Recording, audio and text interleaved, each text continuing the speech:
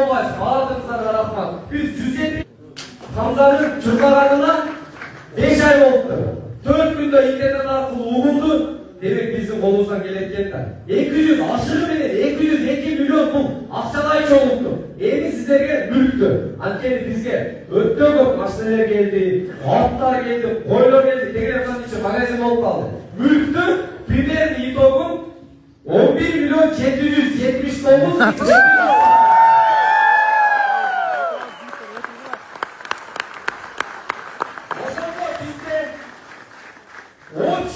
mülk koşulganda, akçalar koşulganda Priber'de sanadık 214 milyon 580 bin 934.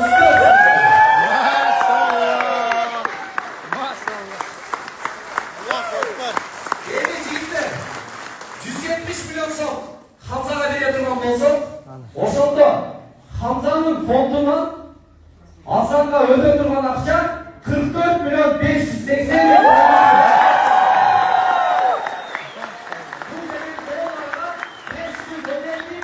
424 bin dolar olmaz. Başka %1 bölümü bu Hamza'nın fondu bile cevap koydu. Evet, birisi kolum gerektirecek.